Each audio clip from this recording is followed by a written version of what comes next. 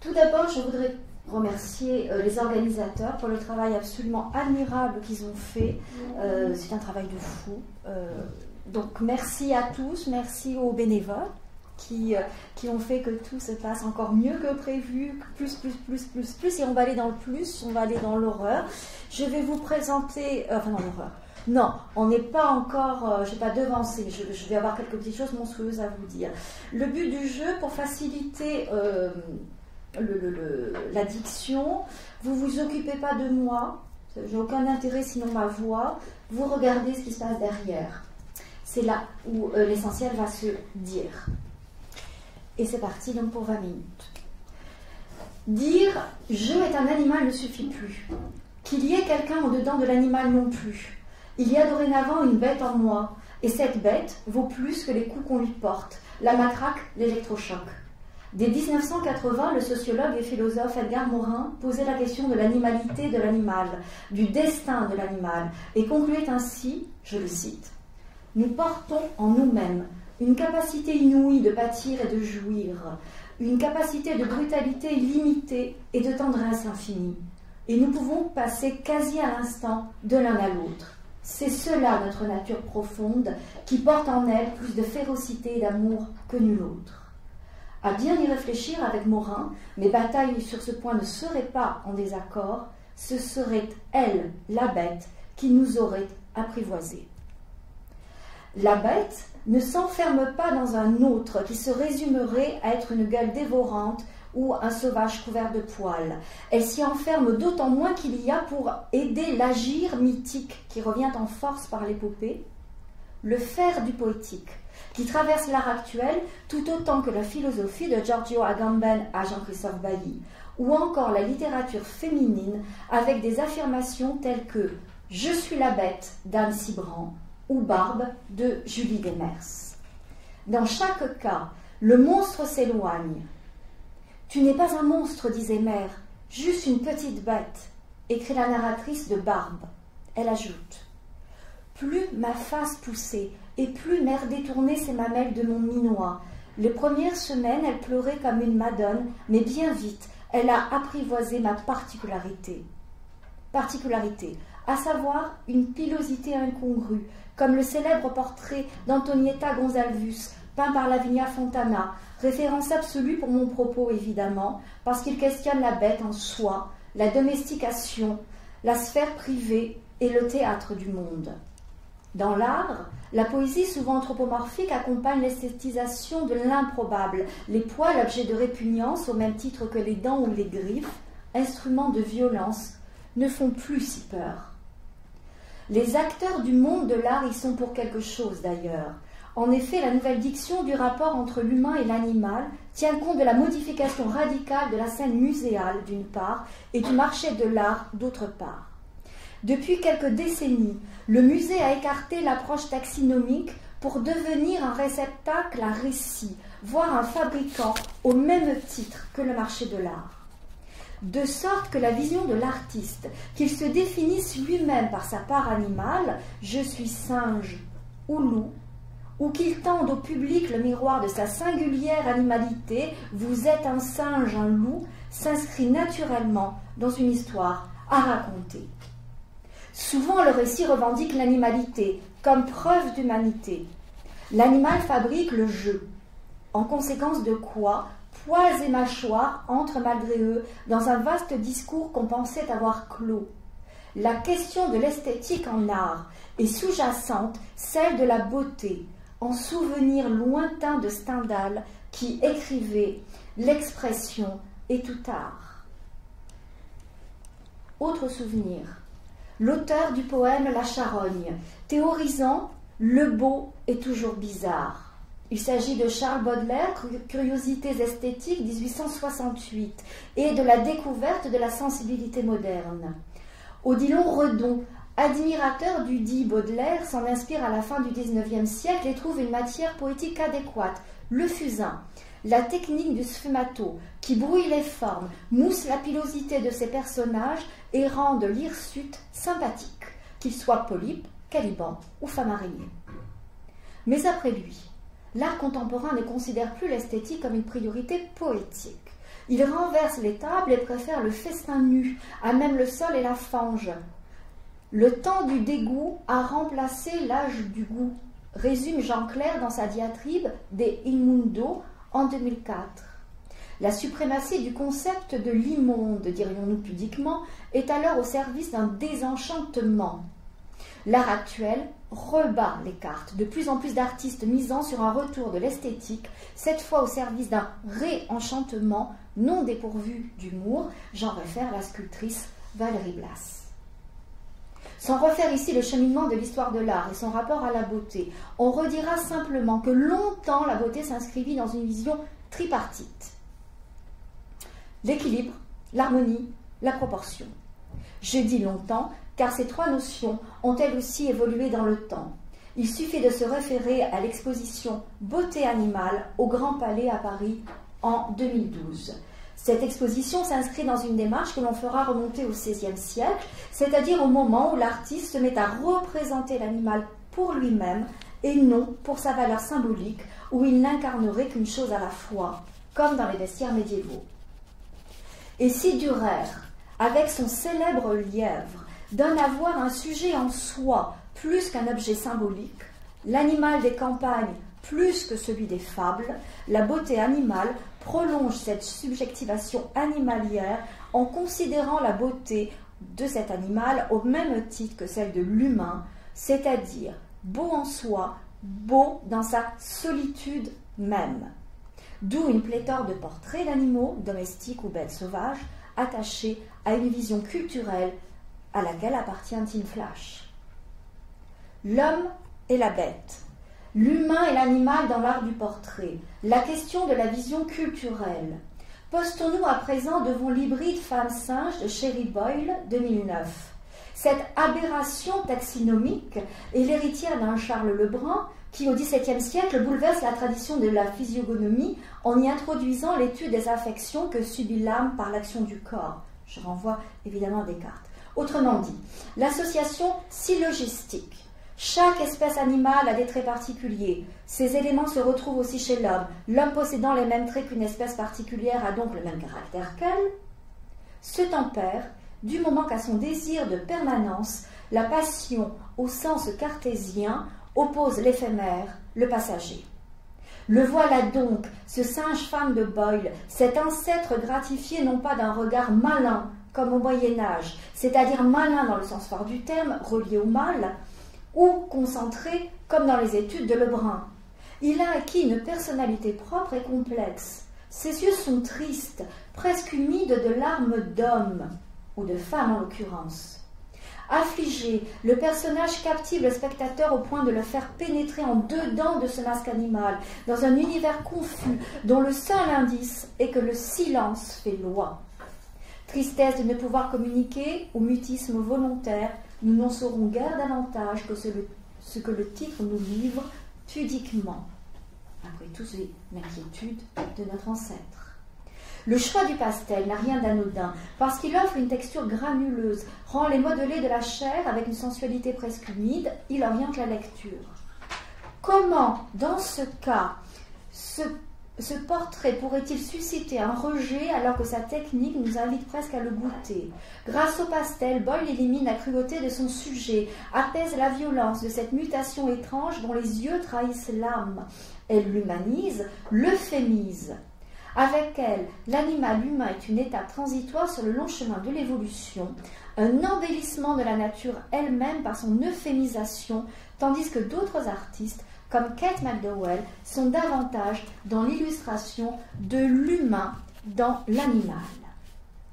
À l'instar de Yann Fabre, Kate McDowell fait le choix du biscuit, cette porcelaine sans émail, pour sa noblesse, la fragilité de son apparence et sa robustesse qui lui fait traverser les siècles. Comme Fabre, elle a la passion des vanités. Vanitas vanitatum omnia vanitas. La vanité, chez McDowell, renvoie l'homme à l'homme par le biais de l'animal.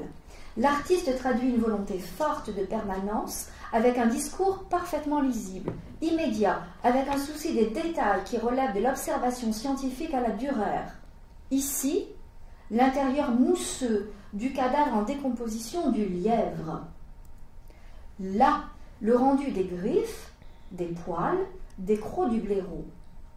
Grâce à la porcelaine, l'artiste joue un 3D fait de saillance. Cependant, l'emboîtement des formes, leurs courbes lignes sinueuses viennent adoucir son propos. Le crâne humain semble déposé à l'intérieur du corps. Comme une pensée, le siège du langage, le langage de l'art. Autour, la peau de bête qui le couvre, c'est elle qui devient masque, camouflage et en même temps qui propose une autre façon de voir et parler le monde. À sa manière, la peau de bête joue le rôle d'une proposition euphémistique de la phrase. Ces sculptures de McDowell frappent l'œil, à l'instar de l'euphémisme qui jamais ne se dérobe, qui s'affiche toujours, et comme lui, elles ne le heurtent pas, ne le blessent pas, ne donnent pas dans l'aveuglement de l'hyperbolique. D'ailleurs, leur silence passe par le blanc, que l'artiste investit en tant que vide et manque à combler. Tout s'écrit sur du blanc, tout est à rêver, une fois que l'on dépasse la littérarité de l'animal qui porte en soi un « je » pensant et souffrant. En conséquence de quoi, le blaireau, aux attributs féroces, a une posture quasi fétale, activant un imaginaire de l'innocence. Il aurait pu porter le titre de son prédécesseur le lièvre et être victime. Quant au noir, il n'est pas à bouder pour réenchanter le monde. Le noir, absence de couleur peut-être, mais pas d'espoir. Le noir à qui 3 siècles, du XVIe au XVIIIe, refusèrent le statut de couleur et qui, depuis le XXe siècle, est réhabilité dans l'art, entre autres, sous influence américaine, où il se veut tour à tour tragique, moderne, transgressif et poétique. C'est toute l'œuvre de l'états-unienne Kiki Smith, très active sur la scène artistique depuis les années 70. La fameuse sculpture que je vous présente, qui date de 2001, convoque le thème de la résurrection et de la naissance. Cette femme hiératique qui sort du ventre du loup. « Je suis la bête », semble-t-elle affirmer par son assurance, sa noirceur de peau comme une fourrure lisse. Si le biscuit a tendance à faire ressortir les saillances, ce n'est pas le cas du bronze. De même, le bronze n'est pas la pierre. Le bronze révèle multitude de détails par la captation de la lumière sur sa matière lustrée. Sa présence s'efface au contraire aux endroits où la patine n'a pas été polissée, où la matière délaisse l'ordre et les petits arrangements cosmétiques. Le choix du noir met en relief le sexe de la femme et accentue l'aspect rugueux de la pilosité de la bête renversée.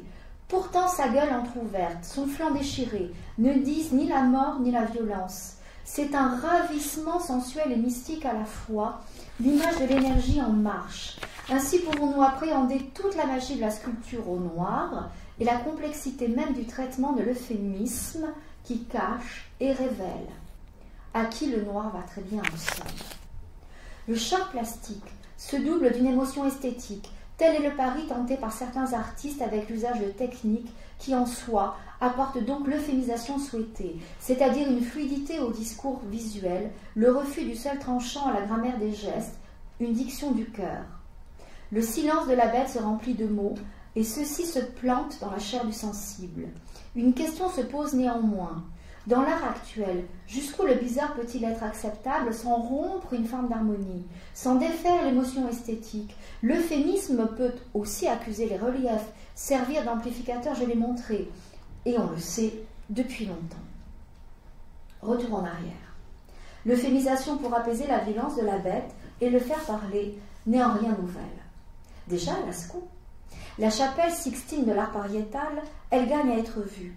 Après avoir observé dès l'entrée une bête imaginaire, une licorne en l'occurrence, après avoir été soufflée par la richesse inouïe des représentations animales, au poil stylisé en traits droits et réguliers, animaux en enfilade, emboîtés les uns dans les autres, anamorphosés pour certains, le spectateur a un choc, le diverticule des félins.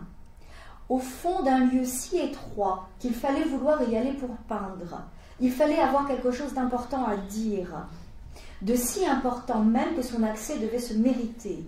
À Lascaux donc, les lions des cavernes sont cachés dans le diverticule qui leur est dédié, ou alors gravés sur des parois plus visibles dans un enchevêtrement de taureaux, de cerfs, de chevaux. Une constante toutefois qui ne vaut que pour eux. Dans le réel, ils sont en moyenne longs de 2 mètres et pèsent environ 300 kilos, plus que les lions d'Afrique. Et ici, ils sont tous représentés de manière naïve. Des gros chats, en quelque sorte. Seules les griffes sont indices de danger. Cette euphémisation est étonnante, incompréhensible pour nous, qui avons perdu les clés pour saisir ce que nos ancêtres voulaient dire.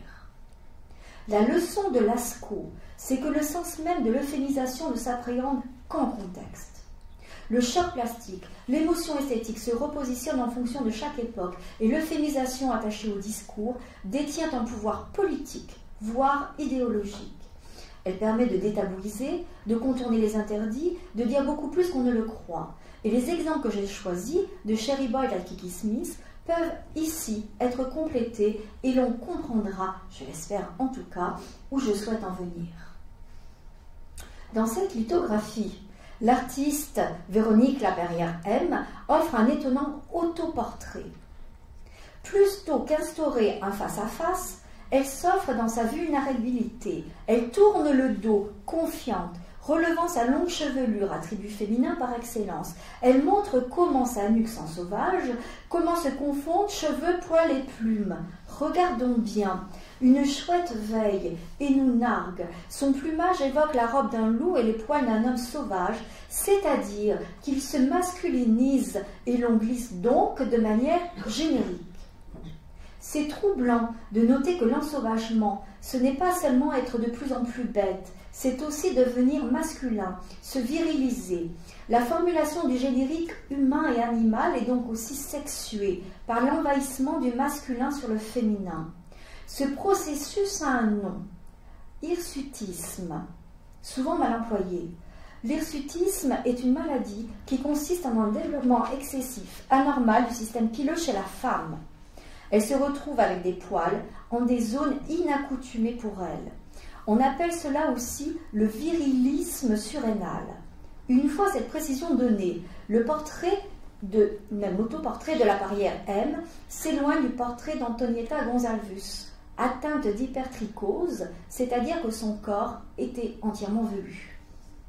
Voilà le principe même de l'ensauvagement, son paradoxe, le risque à courir lorsque l'artiste féminine cherche à s'extraire des dictats esthétiques masculins.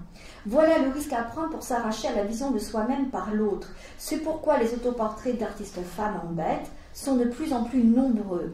La singe-femme de Boyle avec ses poils, c'est une vision proprement féministe et, dans une certaine mesure, celle aussi de Véronique Laperrière-M, avec son autoportrait de dos vécu comme un drame. Mais un petit drame, n'est-ce pas, selon Laperrière-M?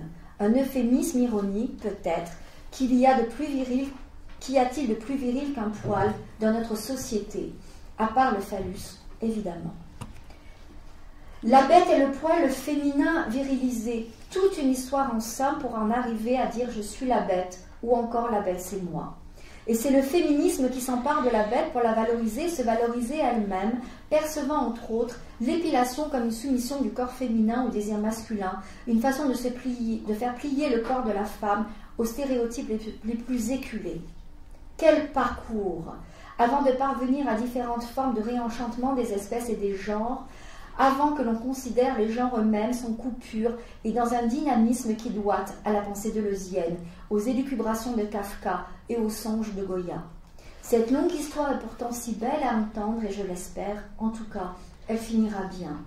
Les mots parlent d'eux-mêmes. En français, animal et masculin, bête et féminin. Mieux encore, c'est un nom féminin au Moyen-Âge, au moment même où l'on cherche à arracher l'animal d'une vision totémique et à le diaboliser. Le diable prend une peau de bête, chat, bouc, loup, âne. La bête Satan se décline à l'envie, soit à titre d'édification, soit dans un désir plus fantaisiste. On pourrait remonter très loin, je ne le ferai pas ici, chez les Romains, où le poil va à l'encontre de la civitas. On pourrait parler aussi de l'état de nature, le passage de l'état nature à l'état de droit, l'imaginaire grec avec le poil du côté de la répulsion et des odeurs désagréables, de l'informe, ce qui sort de l'informe, c'est-à-dire le chaos, et on pensera que les premières grandes créatures de l'imaginaire grec, ce sont les géants, dont le corps est entièrement poilu. C'est ce qui renvoie ici à David Almend, j'y reviens, qui est dans un processus narratif assujetti au conte, à la fable, au merveilleux. Ce qui est particulier chez cet artiste, c'est qu'il nous offre une poétique des poils.